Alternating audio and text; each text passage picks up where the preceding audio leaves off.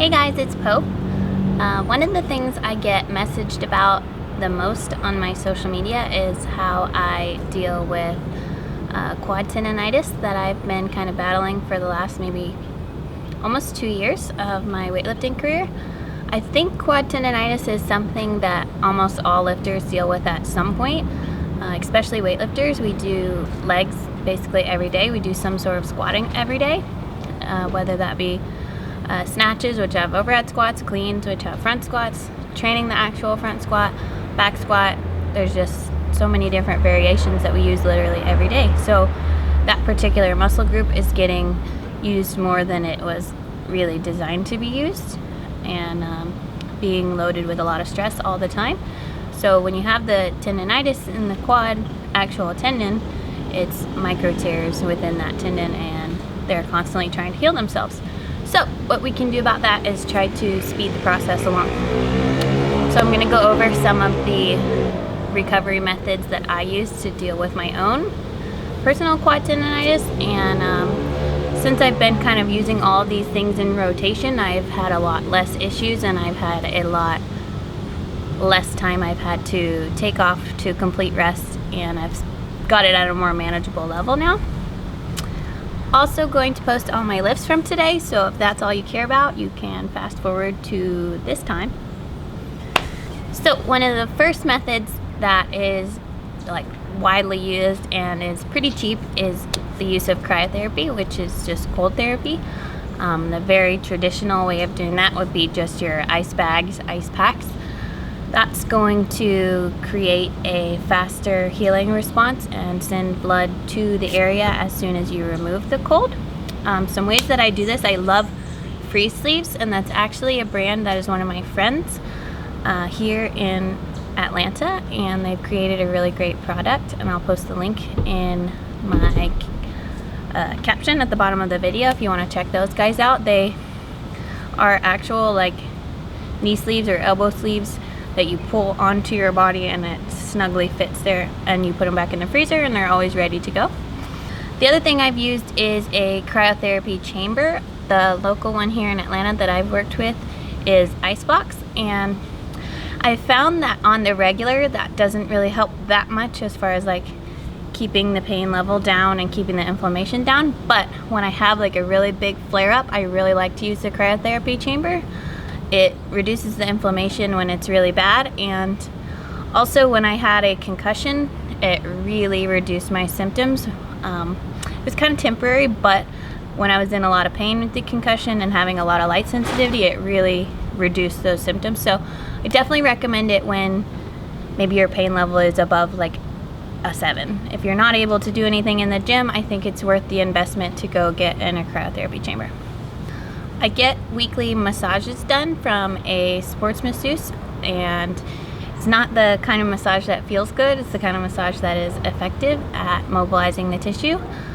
So if you have knots higher up in your quad, that's going to put more pressure on the kneecap and the quad tendon pulling on it when you do your squats. So using massage therapy is going to help keep all of that tissue nice and smooth and lined up correctly.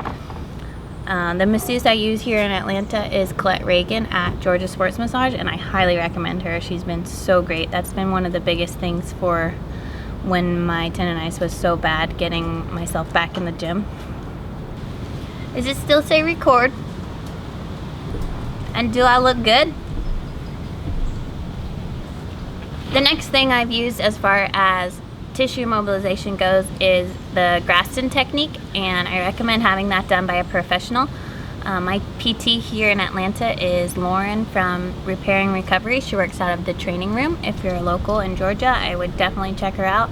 She's a great PT that knows a lot about lifting. The Graston doesn't feel so good, but it's another one of those methods that lines up the scar tissue correctly so that it can move smoothly, and it's been really effective on both my quads and on the issue I deal with my shoulder and my neck. So if you have someone in your area that does Graston, that really helps along with massage therapy. They're pretty similar techniques. Something you can do at home that's super cheap is an Epsom salt bath, and that's just a very easy recovery method that also helps blood flow, and it just aids in your body's natural healing response. I love doing that maybe 3 or 4 times a week at night, and just feel a lot better when I wake up in the morning, a little bit less sore. Cupping is another technique that I use all the time. That's something that Lauren, my PT, taught me. I definitely recommend using professional until you know what you're doing. You can get cupping sets off of Amazon for about 40 bucks, but you need to know what you're doing first. Don't just slap some cups all over your body and be like, okay, I'm good. You need to know how to apply them and how to safely incorporate that into your recovery plan. But the cups basically lift and separate the tissue and allow the blood to get where it needs to for healing, and it also creates some more mobility. I do this at home now that I've had experience with it, probably twice a week. You'll see the spots all over me all the time. It really helps my recovery game and helps keep my quads nice and loose for training. That's it. Say hi to everyone. Say hi, Truffle. Okay, go. Another cheap method that you can do at home by yourself is using a car buffer, like the actual thing you use to wax your car with. I use that on my quads every day as kind of like a warm-up to get the tissue nice and heated so it's ready to do some work. I like to do the car buffer at home right before I head to the gym. Just nice, long, even strokes across my quads from kneecap to hip, and it just speeds up my warm-up process a lot, and I really like using that tool. I do incorporate ROMWOD's daily routines into my regimen. I like to do them at night or first thing in the morning, depending how busy my day is going to be. The ROMWOD routines are different every day, but they're all very similar in what poses they use, and they're nice long holds, so it creates the change. It's not just a stretch to go as far as your muscle can already go. It's that go as far as it can go and then stay there. I do have a discount for ROMWOD to get you a 2-week free trial instead of the 1 week that's posted on their site, and I'll put that link in the caption as well. E-stim is another thing I use every day, every night, every day after my training, especially when I'm doing heavier squats. I make sure and stim my quads. That's another thing that just promotes good blood flow. I like to use the massage setting.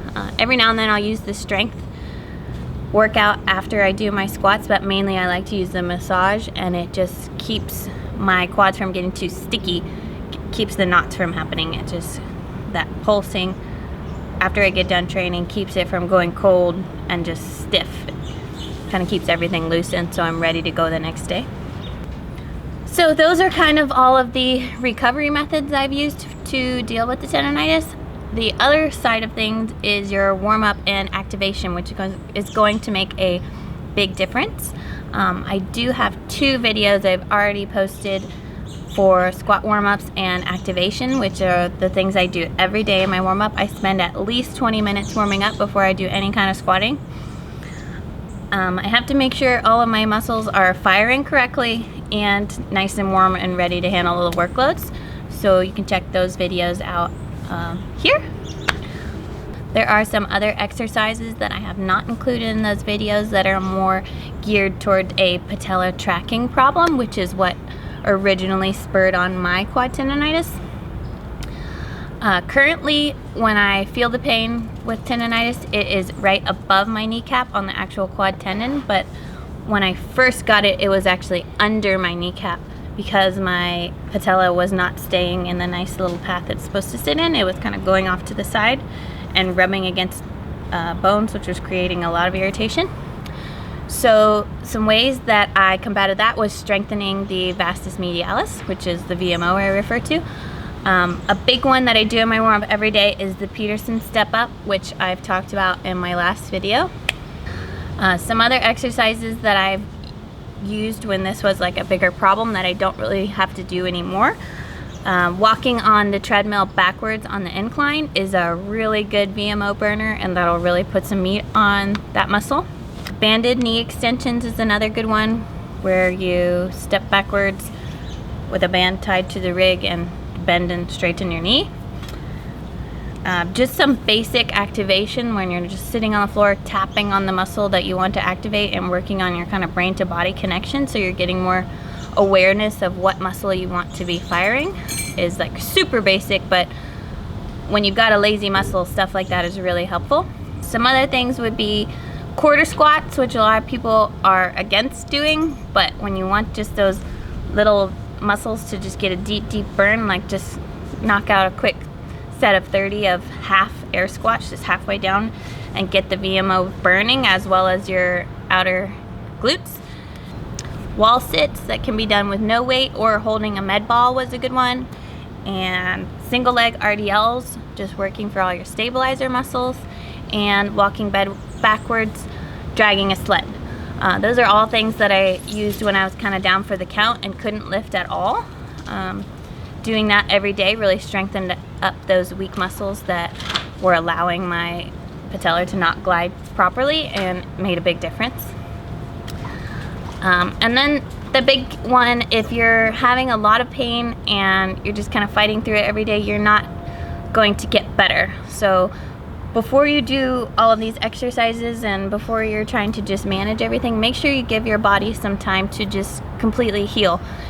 If you're having pain to the point that you can't do a full squat, you need to just take a few days off instead of let it keep getting worse and take months off.